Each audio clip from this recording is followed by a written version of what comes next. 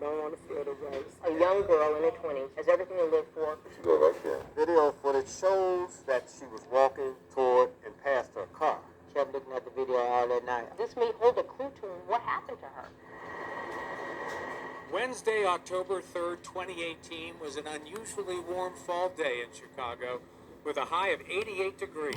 In the Chatham neighborhood on the south side, Karen Phillips was feeling good. Her daughter Kierra was doing so well. Any sense that something was wrong?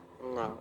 She was the star. She was the bright spot in this family. Regina Waldrop, a veteran reporter for NBC5, was about to cover a story that would stay with her for years to come and bring back terrible memories of her own. I was 11 years old, and I just remember how frantic my parents were. Waldrop, now the mother of a young daughter herself, would soon develop a bond with Karen Phillips. I connected with her immediately. She looked in my eyes and she said, Regina, I haven't been sleeping. I don't want to eat. I don't want to close my eyes. I just want my daughter to come home. Her daughter, Kierra Coles, was the fourth of Karen Phillips' 5 kids, each name beginning with the letter K. Kim, Keisha, Kendrick, and Kienna. But Kierra always seemed to run the show. In charge of the other kids in your family? Yeah. With her trying to always be in charge of everybody else's situation. Karen describes her daughter as extremely driven, working 2 jobs, driving for Lyft and sorting mail for the post office part-time, trying hard to become a full-time postal employee. She worked like 3 years temporarily at the post office. She kept saying, I'm going to go back every year till they have me. At age 26, Kierra had a checklist of things she wanted to accomplish. I'm going to save up. I'm going to give me a partner. She did that. I'm going to give me a reliable car. She did that. She was in love with a man she'd been dating for 6 years. Did you think he was good for her? Yeah. He had manners, just speaking and never raised his voice in my house. And Karen says they were now 12 weeks pregnant with a baby Kierra couldn't wait to raise. We was all excited for her to have a child. She was just so happy. She showed off her ultrasound picture. No word on whether it was a boy or girl. You were close? Yes. Talked every day? Every day. But on Wednesday, October 3rd, her phone didn't ring, and Karen's calls went unanswered, starting at 8 a.m. I knew there was something wrong, but her phone kept going to voicemail. She's an adult in her 20s. Is it possible she just went off on her own? No. We was too close for her to just run up. She says Kierra seemed happy and excited about the baby when they last spoke the night before, Tuesday around 7 p.m. She was just saying that she wasn't going to work too hard because she don't want to endanger the baby. I'm like, I have a miscarriage. Kierra had also been careful because she suffered from asthma, which she kept in check with an inhaler. Kierra was off work that day and said she planned to buy groceries. What if she collapsed carrying the bags inside? Could you see in the window? No, you couldn't see in the window. Karen rushed to Kierra's place and banged on the door. Could you hear anything inside? Only the TV. The TV was on, but nobody answered. Now very worried, she called Kierra's boyfriend to bring a key. She said he told her he didn't have one and had not seen Kierra all day, but would come over right away. She also called 911. When police arrived, they took the hinges off the door and went inside. It was just empty. Any sign of a struggle? No. Anything out of place? No. Just a TV left on, the groceries she purchased put away. Their attention turned outside where her car was usually parked. It wasn't there, but it was nearby. Her car was down the street. Down the street, Even though almost. there were open spots in front of the apartment. Yeah.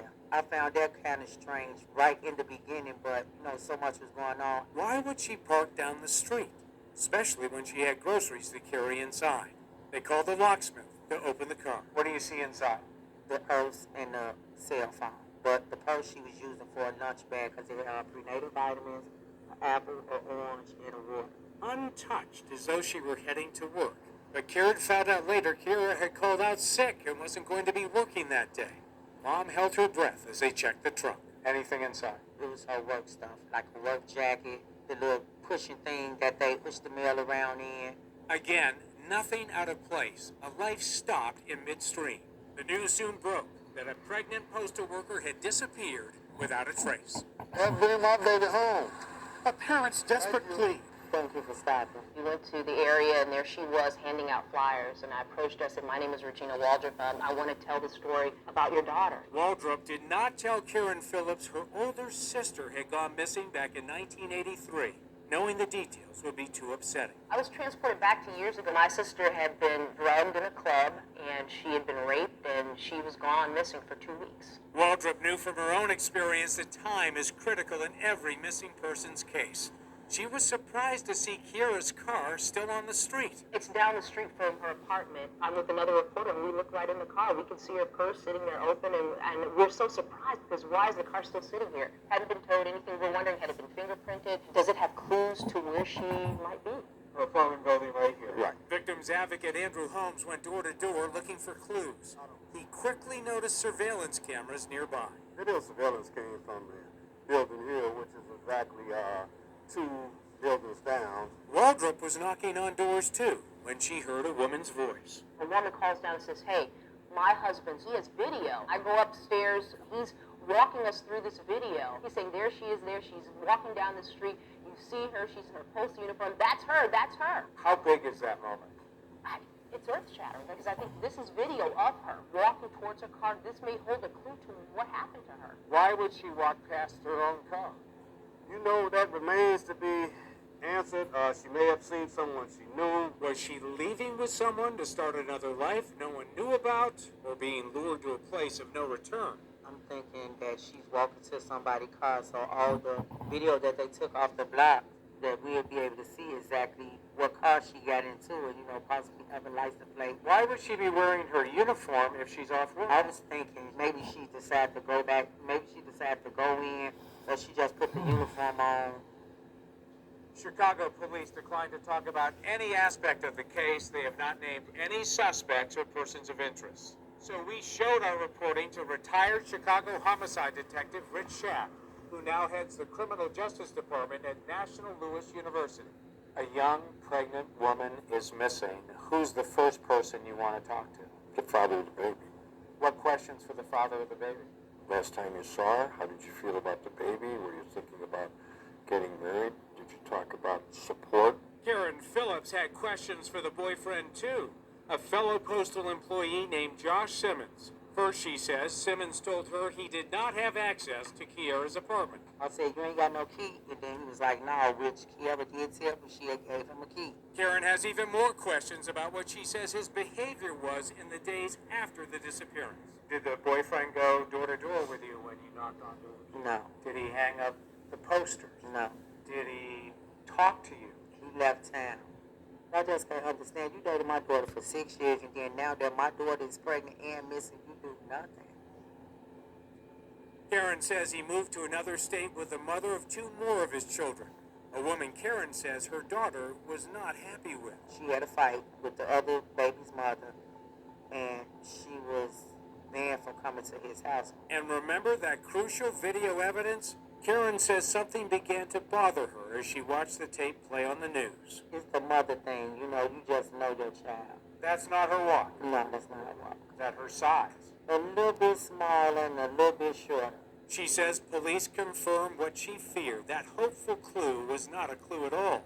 That was not Kierra on the tape. He says not. Don't tell nobody that that's not your daughter. Karen says it turns out another woman who worked for the post office lived nearby, and that was her, not Kierra.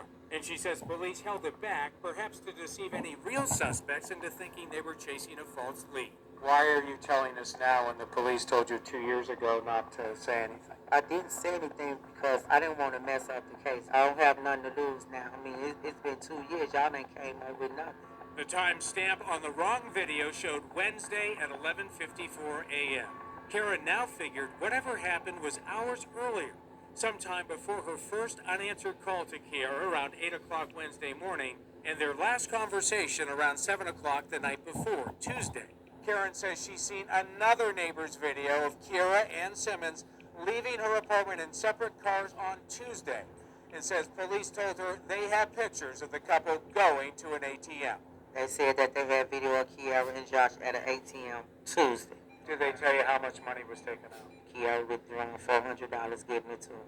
Chicago police would not confirm or deny any of this. The ATM video or the video Karen says she saw of Kierra and Simmons leaving in separate cars, and we can't independently verify that information. Again, police have not named a person of interest or suspect, including Josh Simmons, and we found no criminal history in his past.